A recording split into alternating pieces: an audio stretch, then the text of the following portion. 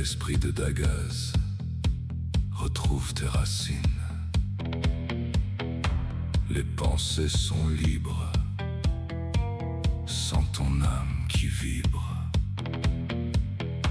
Ni dogme ni maître, juste l'éclat de ton être.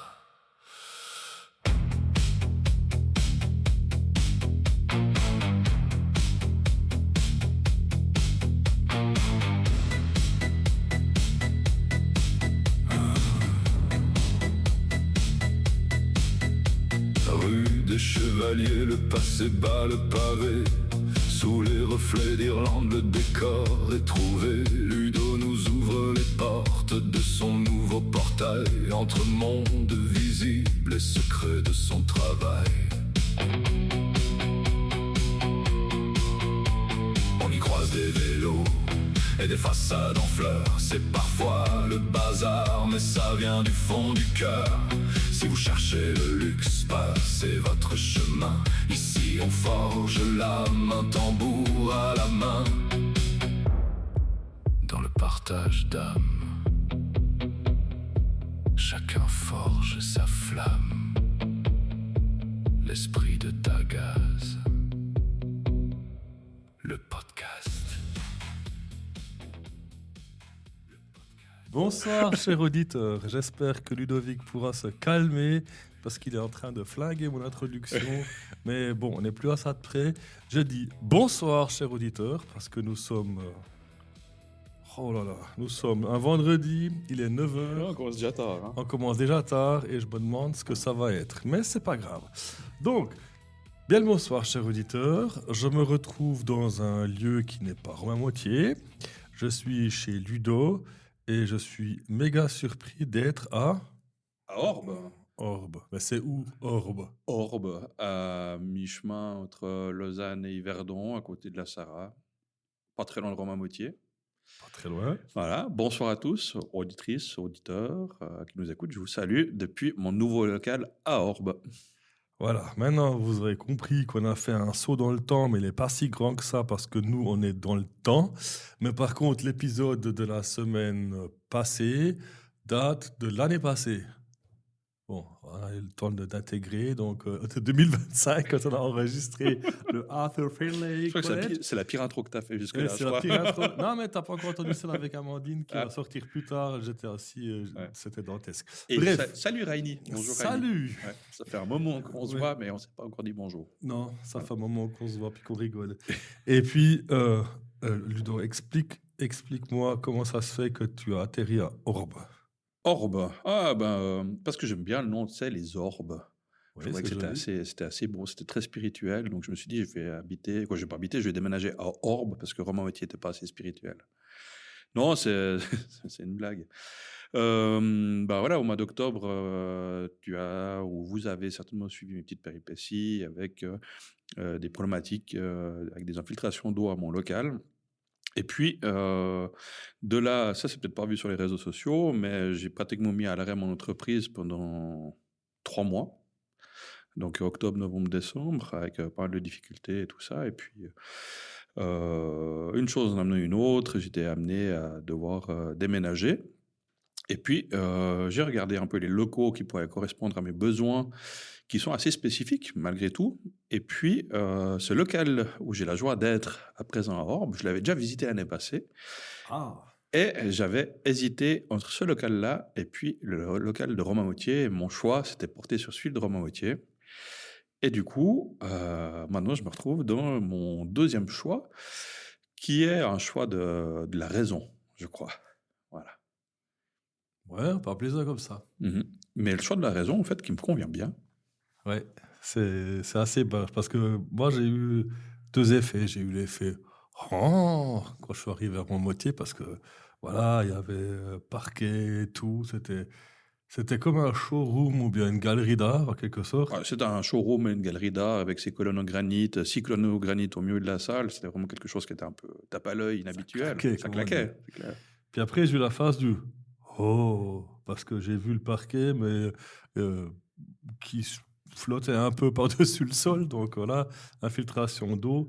Et j'étais, comment dire, C'est pas moi qui l'ai vécu, mais j'étais anéanti pour toi, quoi, en quelque sorte. Parce que quand on a enregistré les derniers épisodes, là, chaque fois que je me retournais, je voyais ce tissu blanc de chantier par terre, puis je me disais là-dessous, il y a un trou, puis avant, il y avait le parquet. Ouais, ça minait un peu le moral, quoi. C'était lourd. Je l'ai vécu, je le vis encore un petit peu comme un deuil, parce que je m'étais vraiment vite attaché à cet endroit. Et puis, c'était vraiment quelque chose pour lequel moi j'étais parti pour plusieurs années, d'être là-bas. Et puis voilà, le sort, l'univers, un peu tout ça, m'a montré que toutes les choses sont éphémères dans la vie. Voilà. J'étais éphémère, 9 mois. Ouais, c'était un petit peu le cas de le dire. Ouais, mais tu vois, 9 mois, l'emménagement, avec le crowdfunding, avec toute la guidance que j'ai pu avoir pour aller là-bas, avec même l'adresse était parfaitement synchro avec des éléments de ma vie et tout ça. Pour moi, c'était vraiment là-bas que je devais aller. Et 9 mois, le temps d'une naissance, en fait, pour que je puisse créer quelque chose de nouveau, me retrouver, me recentrer, développer des nouvelles choses. Puis en fait, ce qui était pour moi un second choix de venir à Orbe se présente maintenant comme un choix de la raison et un aspect pratique et intéressant et une facilité, une fluidité que je soupçonnais pas. Et je pense que si j'ai pas eu ce local, si j'ai pas choisi ce local là l'année passée, c'est parce que j'étais pas encore prêt de pouvoir apprécier ce qu'il me propose actuellement. Oh putain, j'ai dit le mot qu'il fallait pas dire. Maintenant, on va nous mettre un explicite devant. Il faudra mettre un bip. Non, pas de bip. Moi, je mets les explicites, puis au moins, comme ça passe. Okay. C'est authentique. Justement, authentique, parlons-en. J'ai l'impression, parce que je fais quand même partie des gens qui ont aussi eu droit à goûter au premier local que tu avais. On a fait le tambour ensemble, où c'était assez roots, quoi. Hein? Ouais, alors, tu te trompes un petit peu, c'était pas mon premier local, c'était mon 3e local. Déjà? Là, j'en suis à 5. T'es à 5. Zut, moi qui croyais que j'étais là depuis le début. D'une certaine façon, oui, t'étais dans le premier local. T'étais dans le 2e local dans lequel je faisais des tambours. Le premier, c'était la forêt en bas de chez moi. Ah, c'est pas un local? Ouais, c'était le premier endroit où je faisais mes tambours. Non, mais moi, je te parle de lieu avec une porte où tu dis que j'étais chez toi. Parce qu'on est tout le temps chez nous en forêt. Ouais. Voilà. Donc, laisse-moi finir mon image, parce que c'était quand même extrêmement roots, mais il avait son charme au bout du compte, quoi. Le premier était... Ouais. Tandis que le 2e, avec du recul maintenant, en sachant comment t'es arrivé ici, t'avais un peu l'impression que tes guidances t'ont amené là, peut-être pour te mettre un peu en stand-by, mais tu goûtes à la luxure en quelque sorte, tu vois. C'était avec les colonnes au milieu, avec le parquet, c'était, je veux pas dire presque trop beau pour être vrai, mais c'était, entre guillemets, que beau. Mais c'était peut-être pas toi. Peut-être c'était peut-être trop beau ici. Je veux dire, dans le local, je suis arrivé avant, je vous ai vu et tout, puis j'étais tout de suite... Ouais, cool, je suis chez Ludo, quoi. Tandis que à Robin Moitié, j'arrivais là, je me disais, waouh, on dirait un musée, quoi. Il manquait plus que les vitres au milieu avec les pièces archaïques et tout. C'était presque un peu trop léché, c'est ce que je veux dire. Impersonnel. Oui, mais c'était du style, tu aurais pu faire des photos pour un magazine de bijoux, par exemple. Le cadre s'y prêtait pour faire des happenings, comme on dit, pour manger des petits fours, puis dire « Oh, c'était super, j'ai acheté le tableau à 5000 balles. » Non, mais ici, c'est route, c'est authentique, mais je me sens bien. C'est vraiment cool. Ok, oui. Et puis en plus, tu as une super vitrine, tu peux voir les gens qui passent à vélo. Ouais, c'est génial. Je sais pas ce qu'ils ont dit, j'espère que ça va pas être... Ouais, ils se sont arrêtés pour regarder la vitrine. Ah, d'accord. Voilà, c'est quelque chose qui est... On est en vitrine. Okay. Voilà, là, on est en vitrine. Hein. Voilà. Situé, on est en vitrine. Et puis, les gens passent dans la rue, c'est le soir, c'est éclairé. Donc, ils nous voient avec nos micros autour de la table, en train de discuter, en train de réaliser ce podcast. Et moi, je trouve c'est vrai que ça amène un côté un peu authentique, un peu atteignable à quelque part, qui est assez agréable. Et tu as raison, dans le sens que cet ancien local était... tape à l'œil, justement, j'ai fait aussi des ateliers, j'ai fait des événementiels, des choses événementielles, des choses comme ça. Il se prêtait, il était bien. Puis là, c'est vrai que je suis quelqu'un d'un peu plus route, ça, quelque part. Et puis, il me correspond bien. Alors, voilà, je travaille un peu sur l'esthétique, je travaille sur deux, trois choses et tout ça. Mais j'ai eu déjà des bons retours des personnes qui sont venues ici, qui se sentent à l'aise, c'est peut-être un peu plus de mon énergie. Après, j'ai encore travaillé... 2-3 petits trucs c'est et clair, tout ça, mais on est dans l'entrée. Mais je retrouve mon axe. Voilà, mais je veux dire, ici, c'est visuel. Après, il y a une porte avec de l'espace derrière. Mais oui, mais moi, j'ai juste traversé. Je ne veux pas dire ce qu'il y a. Mais ce que je veux dire, c'est que le fait d'avoir ici un peu le lieu, hein, et puis derrière, c'est un peu comme dans un théâtre, en quelque sorte, à l'entrée des artistes, enfin, ce genre de choses là. Et je trouve ça, il y a tellement de potentiel parce que tu peux préparer tes choses pour ramener la magie devant, pour montrer aux gens. Il faut qu'il y ait quelque chose d'un peu pour pouvoir se retirer aussi. Ouais. Parce que tu n'avais pas Rome à moitié. Ouais. Si, tu avais les toilettes pour te retirer, mais c'était pas la même chose. Ouais, c'était pas exact, je vais pas faire de mauvais jeu de mots. Mais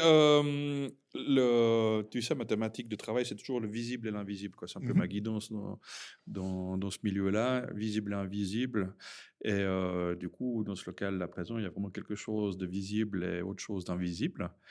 On parlait des portes lors du dernier épisode, c'est un peu la même chose. Et puis, c'est vrai qu'à Rome-à-Moitié, d'une certaine façon, il n'y avait que du visible. Il y avait de l'invisible aussi, bien sûr, mais c'était différent. Tandis que là, j'ai toute une idée, tout un projet de différentes choses pour me relier et relier les personnes avec l'invisible, quoi, entre eux-mêmes et l'invisible. Donc voilà, ça va se développer sous peu. Après, le truc aussi qui m'a surpris, c'est que en tant que jurassien qui se déplaçait quand même pas mal dans sa jeunesse, pour moi, Orbe, c'était entre, comme tu disais, Yverdon direction Lausanne, sur la droite, c'est par là où les frontaliers rentrent chez eux. Il y avait la prison, je crois.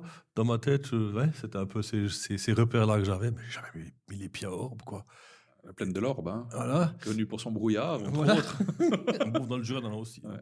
Ça, c'est pas unique. Mais après, ce que j'ai trouvé chouette, c'est qu'une fois que j'avais parqué la bagnole, puis je t'ai appelé pour que tu me diriges pour aller chez toi. Bon, je pensais faire des kills, mais c'était genre hop hop, j'y étais. Mais rue pavée, il y avait de l'animation. Enfin, genre, t'es pas en ville de Lausanne, mais tu te sens que c'est une petite bourgade sympa, et puis avec des bistrots, puis ouais, je me sentais à l'aise, quoi. Ben, ça me fait droit plaisir, comme on dit chez toi. Ah oui. Ça fait droit plaisir. Ah, ça, c'est plus pas. Ça, c'est plutôt du côté de Moutier. Droit. Droit. Et puis, écoute, moi aussi, vraiment d'une façon personnelle, je suis plutôt orienté sur Lausanne, Cossonay-Lausanne, que Orbe-Yverdon. Et puis, je venais un petit peu à reculons à Orbe en me disant et tout ça que c'était pas la ville qui me faisait fantasmer le plus. Mais c'est vrai que dans cette petite rue, le charme d'un village médiéval, d'une ville médiévale avec un château, une esplanade, avec une tour, avec de l'histoire, avec des bâtiments, de l'architecture insoupçonnée. Vraiment, j'ai visité 2-3 endroits, je trouve intéressant. Et puis, je suis dans une petite rue qui me fait toujours penser à l'Irlande parce qu'elle a des vitrines et des boutiques au rez-de-chaussée, les appartements en haut, et chaque maison a sa propre couleur. Donc vraiment physiquement, et c'est des couleurs qui sont flashy. Toi, c'est pas quoi qui sont flashy, c'est des couleurs qui sont comment je peux dire, autonomes. C'est pas toutes les façades se ressemblent et tout ça. Chaque bâtiment a une identité, a une couleur, a une histoire, une affectation aussi. Et voilà, à chaque fois que je viens à mon travail, j'ai l'impression d'être un pied en Irlande. Et puis, au début du mois, ils ont mis encore des suspensions de fleurs et tout ça, ce qui donne encore un autre charme de printanier. Ouais. Voilà, donc, Orbe, je suspectais pas que c'était aussi agréable, en fait. Voilà, donc, c'est une bonne surprise pour moi. Donc, Orbe, c'est caché à toi l'année passée, tu n'as pas vu le potentiel. Non. Et là, après l'expérience, le voile est tombé. Mais oui, parce que je t'ai fait visiter mon local derrière et tout ça. Et tu vois, quand il y avait le local de Rome-à-Moitié avec ces colonnes en granit, là, qui me rappellent ces mégalithes qui me tiennent tellement à cœur, le grand espace, 127 mètres carrés, etc., c'était un peu plus tape à l'œil. Et puis je me disais, bon, ça va être sympa parce que il y a peut-être un petit peu moins de boulot pour rendre l'endroit agréable. Mais en fin de compte, voilà, c'était peut-être plus du paraître. Toi, et 2026, pour moi, je suis vraiment personnellement dans un retour à mes sources, à mes bases, à la simplicité, à l'authenticité. Et ok, ce local à Orbe, il n'est pas aussi beau que l'autre, mais qu'est-ce qu'il est pratique et qu'est-ce que c'est simple ici. Donc ça fait du bien, ça même de la sérénité. Et c'est peut-être plus facile d'approche pour les gens.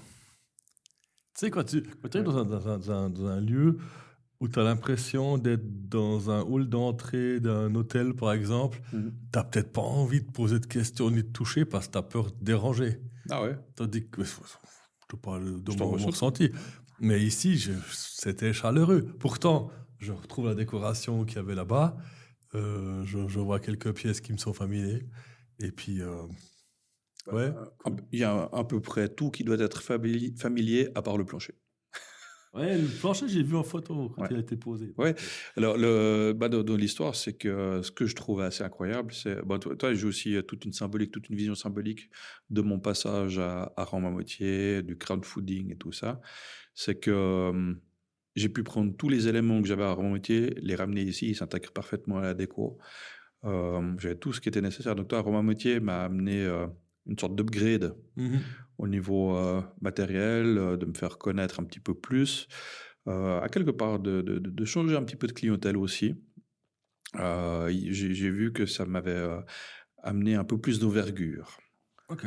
Voilà, si je peux parler comme ça, ça m'a amené de la visibilité.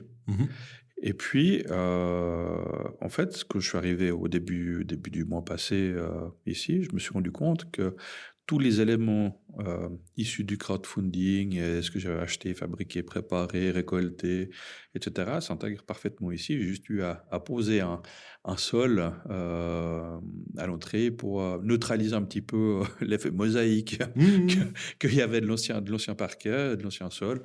Et puis, même les rideaux et tout ça, c'est les mêmes éléments. C'est simplement que je les ai mis différemment. Et j'avais déjà toutes les pièces en main et je me rendais pas compte que tout pouvait s'intégrer comme ça facilement. Et c'est rentré comme la dernière pièce du puzzle, à quelque part. Donc, je suis vraiment content par rapport à ça. Et puis, il y a des détails qui sont absolument bêtes, comme le fait qu'en cette période-là, le soleil ne vient pas directement de ma vitrine, ce qui me permet de pouvoir exposer les tambours. Toi, c'est la réflexion, l'observation, et tout, elle va jusque là dans ce détail. Je me dis, c'est fou, c'est comme super bien. C'est que Ça va changer? en hiver, mais en automne, mais parce que l'orientation, non, même pas plus que ça, non. Ok. Non, parce qu'après les bâtiments vont pas grandir, quoi. Voilà, juste l'ombre qui va être projetée différemment. L'ombre qui va être projetée un petit peu différemment, mais c'est vrai que j'ai pas le soleil direct qui arrive sur les tambours, donc du coup je peux les exposer en vitrine, et c'est quelque chose que je pouvais pas faire à Rome-à-Moitié parce qu'il y avait les grandes baies vitrées et le soleil qui tapait. Exposition directe, quoi. C'est l'exposition directe, etc. Donc là, il y a les bâtiments qui sont un petit peu devant, ça, les vieilles maisons en face. Et puis, du coup, ça amène de l'ombre et le soleil ne peut pas projeter dans la vitrine. Donc, c'est plutôt une bonne nouvelle, quoi. J'essaie vraiment de voir les points positifs. Il n'y a que des positifs pour moi. Franchement. Ouais, merci. Parce que moi, j'avais de la peine à le voir au début, le positif, de me retrouver ici, parce que j'ai quand même un petit sentiment d'échec. Et puis, ce côté lausannois, un peu de la ville quand même. Non, mais c'est que je suis un insatisfait, un éternel insatisfait, jusqu'au boutiste, ou je ne sais pas comment on dit. Mais voilà. J'ai vécu pendant 1 année et demie en vieille ville de Dolémont, dans une petite ruelle où il n'y avait pas de voiture, avec des pavés et tout. L'épaisseur des murs, la fraîcheur l'été. Et puis ce côté proximité avec les gens, c'était justement en face du cinéma de la Grange, pour ceux qui connaissent. Ça n'a pas de prix. Oui. Et j'ai l'impression d'en retrouver ça ici. Tu sais, quand tu parques la bagnole le vendredi soir, tout le monde qui est en train de boire un verre et tout. C'était décontracté. Peut-être un lundi matin à 8h, c'est peut-être pas aussi fun, mais... Non, c'est assez décontracté, en fait, ici. Tu vois, j'apprends aussi à connaître les gens et tout ça. Et puis, je trouve que c'est assez décontracté, c'est assez agréable. Toi, même l'éclairage orange, comme ça mène une ambiance aussi. C'est un truc assez cool, quoi. Et puis, pour me sentir à l'aise ici, j'ai dû aussi faire quelques astuces. J'ai fait quelques petits travaux et tout ça pour que on arrête d'avoir des courants d'air dans le local et différentes choses. Mais depuis que j'ai quand même un peu mené ma réflexion et tout ça pour venir ici, parce que j'avais pas tellement d'autres solutions que ce local-là, parce que j'ai quand même, comme je t'ai dit au début, des critères qui sont assez précis. pour un local, pour pouvoir accueillir tout mon matériel, pour pouvoir accueillir les stages de création, pour le stockage de mon matériel, l'évacuation des eaux, différentes choses, quoi, des eaux, pas des os, l'évacuation de l'eau, mais même dans le style, la robinetterie est assez importante pour moi parce que je dois réussir à remplir mes cuves pour faire tremper les pots, etc. Et je peux pas le faire dans un évier d'appartement, quoi. Et tu pouvais pas le faire à Romain-Moitié non plus. Et je pouvais pas le faire à Romain-Moitié, je peux le faire ici. Ouais, ça c'était quelque chose qui... Ah, des fois, je ne vais pas dire qu'on oublie, mais on ne pense pas toujours à ce genre de choses-là. Ouais, mais un évier de buanderie, il n'y a pas tous les locaux qui ont. Hein. Voilà. Puis un évier de buanderie suffisamment grand. Voilà. On ne le trouve pas forcément partout, dans tous les locaux commerciaux non plus. Et comment ça va se passer ces prochaines semaines? Bien, j'espère. Qu'est-ce que tu nous as réservé? Tu veux que je te dise mon programme? Alors, j'ai un voyage en Irlande pour aller célébrer Beltane, au mont Uisnich. C'est un mont sacré qui est au plein centre de l'Irlande, avec un rituel druidique païen. Donc ça, c'est au mois de mai, mi-mai. Je pars avec un groupe, il y a toujours de la place, bien sûr. Mais là, je pense que le podcast il va sortir un petit peu tard pour avoir du monde. Ce sera juste l'idée pour le road trip de l'année prochaine ou de suite du fin d'année, j'irai au solstice. Mais voilà, ça, c'est encore un projet d'avenir. Non, un peu plus concrètement, qu'est-ce qui va se passer?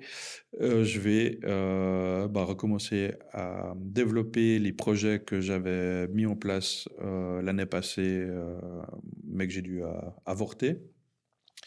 Donc, les rencontres pour personnes sensitives, une fois par mois, mettre en contact, parler de thématiques en lien avec le monde invisible, la médiumnité, etc. Je vais mettre en place un programme de développement et d'exploration. Donc, ça veut dire que ça se passera au Nancy? La table? Ici? Peut-être. Je pose la question. Il y aura toujours une partie qui se déroule en forêt. Ok, non, c'est pour dire, je voyais plein de chaises ici, donc c'est... Oui. Alors, c'est la solution B, en fait, ici. Voilà. Par exemple, pour mon programme d'exploration et de développement du tambour et du lien entre le tambour, la médiumnité et le cerveau, eh bien, j'ai un programme qui se déroule sur 6 semaines. Je vais mettre un programme qui se déroule sur 6 mois avec une partie théorique puis une partie pratique qui, je l'espère, pourra se dérouler entièrement à l'extérieur en forêt. Mais que les jours de pluie, ça se déroulera un peu plus à l'intérieur. Donc, c'est pour ça que j'ai aussi les chaises. C'est les chaises que j'avais à Romain-Moitié.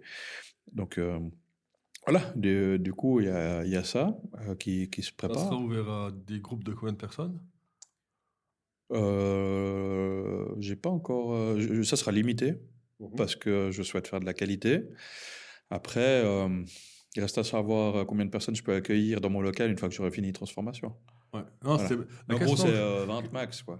Ouais, mais la question que je pose, c'est que justement, vu que la thématique est quand même assez sensible et chaude, c'est quoi pour toi un groupe manageable, enfin au niveau de la rencontre, créer de l'échange, etc., pour que les gens se sentent à l'aise? Par expérience, les groupes, je les ferme à maximum 20. Pour les formations, c'est un grand maximum. Je ne suis pas sûr que ça sera des groupes aussi grands. Toi, je préférais faire plusieurs classes, si on veut bien, avec des groupes de 15 personnes, plutôt que de faire un groupe avec 50 personnes. Voilà. Là, j'en suis au stade du projet, je suis encore dans ma tête. Hein. Et puis, quand le podcast sortira, j'imagine que ça sera pas mal synchronisé avec la promotion de la toile de Weird. C'est le nom du programme. Un accord qui sort la semaine prochaine. Oui, faut que je bosse un peu. Ouais. Mais la semaine prochaine, sur le podcast. Donc, semaine prochaine, pour que les gens se situent, on est en train d'enregistrer le vendredi 17, ça sortira le 24. Qu'est-ce qui se passe le week-end du 2? L'inauguration. Voilà, vous avez compris que j'essaie de le lancer sur ce truc-là avant. Et il commence à me parler de son programme de tambour, etc. C'est bien. Et c'est bien, mais et puis en plus, vu que tu fais pas de cut sur les podcasts... Ah non, ça sera authentique. Hein. Ça sera authentique. Aucune coupe, on a merdé jusqu'au bout sans merder. Donc, le 2... Ouais, inauguration, mais un truc simple, apéro. Ah, mais de toute façon, les gens veulent rien d'autre. Ils veulent venir boire avec. Voilà, apéro 11h, viens qui voudra. En gros, c'est un peu C'est ça le flyer. Apéro 11h, viens qui veut. Ouais, c'est un peu près ça, venez comme vous êtes. Si tu fais le flyer comme ça sur Instagram, t'es mon champion. Quoi. Avec ChatGPT. Ah, oui. Viendra qui voudra et tout ça, vous êtes bienvenue. Non, j'ai un retour à l'authenticité, à la simplicité et tout. J'ai pas envie de faire un monstre truc avec concours et Tu n'as tout pas ça. de ballon à l'entrée. Non, je doute. Puis, mais voilà, un truc simple. Viendra qui voudra. Voilà. Donc voilà, vous avez entendu, c'est l'appel officiel. Viendra qui voudra. Non, appel officiel de Ludo. Le 2 mai à 11h, le samedi 2026. Hein, pas que vous. Hein, Ouais. Vous venez ici 2027, c'est trop tard. Donc, inauguration de Entre les mondes à Orbe. Ouais, exactement. merci, Rani. Ouais, de rien, je te fais ta pub, quoi. Ouais, toi. ouais, t'es sympa. Toi, comme je suis cool. Ouais, t'es sympa. Après, je pourrais te parler encore de tous mes projets. Non, j'ai encore pas mal de projets en tête que je vais pouvoir. J'imagine que je vais pouvoir développer ici grâce à ce local, d'avoir un point fixe où je suis serein et tout ça, où je pourrais démarrer. Voilà. Parce que ça fait quand même pas loin de 5 mois, 6 mois que je suis dans la demi-mesure et presque à l'arrêt. Donc, voilà. C'est bien. Alors, t'as encore d'autres choses à raconter? Je crois que tout va bien. Tout va bien. Tout va bien. Donc là, maintenant, un petit bonjour à Chantal et sa moitié, Ah oui. que j'ai rencontré ce soir. C'était une grosse surprise. On a pu prendre un verre ensemble parce que les deux ont fait leur premier tambour. C'était le premier, hein? Oui, en tout cas, le premier avec moi. Ouais, bah bon, ouais, d'après ce que j'ai vu, c'était Ouais, c'est l'émotion était là. Et puis, ben, c'est super chou parce que c'est des personnes qui nous ont tous connus par le biais du podcast. Ouais. Et c'est la magie du podcast. Alors, ce que je veux lancer par là, c'est que si vous venez à un événement, que ce soit un marché médiéval, etc., on est là pour échanger avec vous. Ça nous fait toujours plaisir de rencontrer des gens qui nous écoutent. Et puis, ben, il y a des gens qui vont encore plus loin, puis ils vont faire des choses magiques comme un tambour. Et ça, je trouve grandiose, quoi. Oui. Ouais, j'étais en train de réfléchir au mot magique et tambour. Ben, c'est magique, faire un Ouais. tambour. Non, je trouve que la magie, c'est la magie de la reconnexion.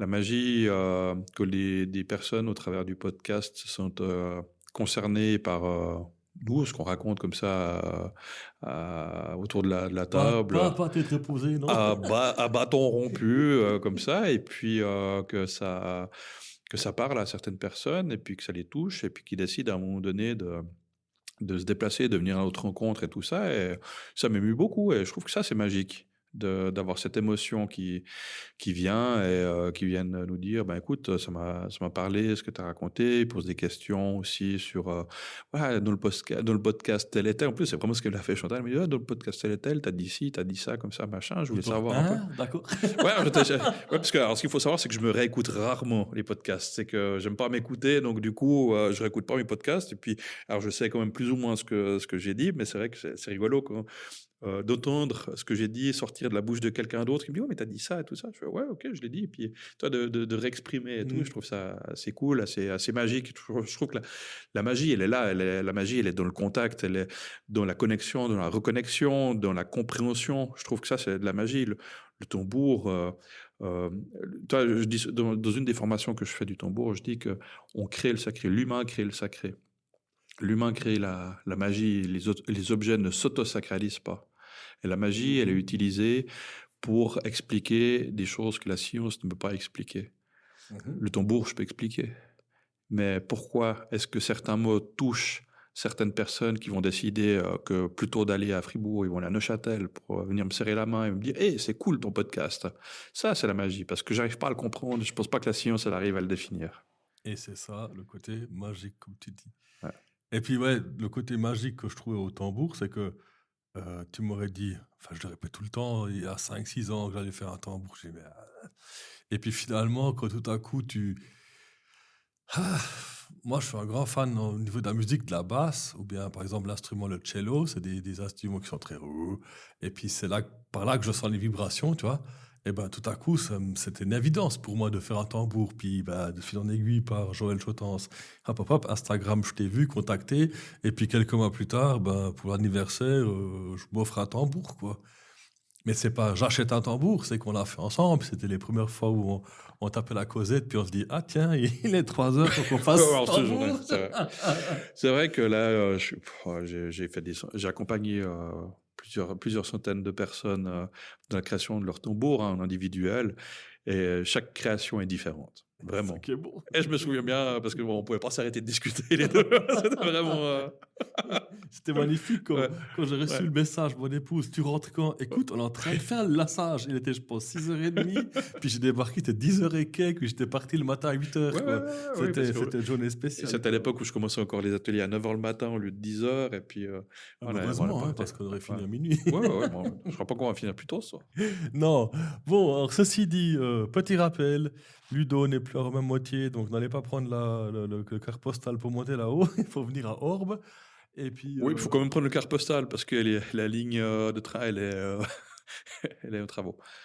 Voilà. Donc il y a quand même... mais bon, voilà, je suis relié au transport public, et puis c'est une ville, et puis c'est un peu plus facile. Il y a même des places de parc. J'ai trouvé une place de parc, j'étais halluciné. Facile, Et donc, samedi 2 à 11h, 2 mai 2026, j'insiste, pas que les gens passent. Le week-end de Beltane. Beltane. Et pointez-vous, ça sera super sympa. Et puis, je vous donne rendez-vous dans 2 semaines pour un nouvel épisode. Ouais, cool. Adieu. Avec plaisir. Ciao, ciao.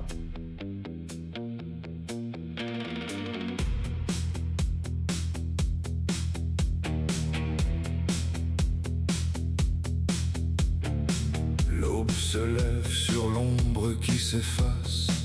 Le cycle reprend sa course et sa place. Dans la grande roue tournent nos saisons. Petits ou grands, nous suivons l'horizon.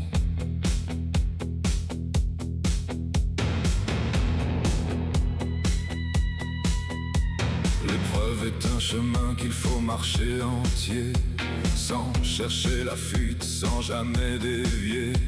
Le temps que l'on gagne par des raccourcis se paye au centuple au soir du récit. C'est l'esprit de Dagaz, le souffle de l'être, une voix qui résonne, ni dogme ni maître. C'est la lumière qui perce, la fin de la nuit, l'éveil de l'âme qui éclaire la vie.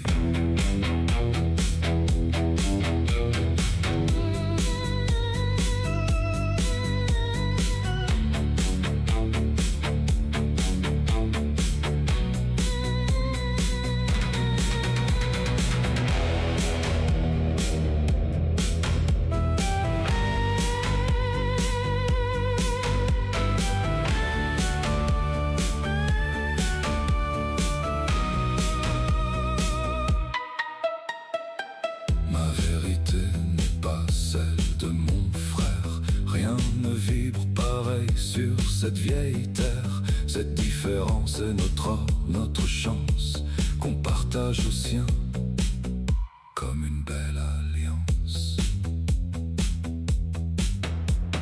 Liberté chérie, tu es responsabilité. Cultivons ce jardin pour plus de clarté. En renforçant nos racines fortes et profondes, nous tiendrons debout sous l'orage qui gronde. C'est l'esprit de Dagaz, le souffle de l'être, une voix qui résonne, ni dogme ni maître. C'est la lumière qui perce, la fin de la nuit, l'éveil de l'âme qui éclaire la vie.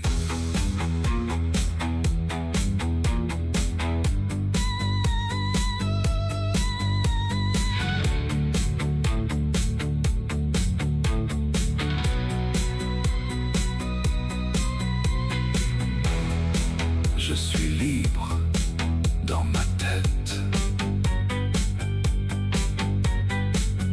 Pas besoin de dogme. Pas besoin semaine.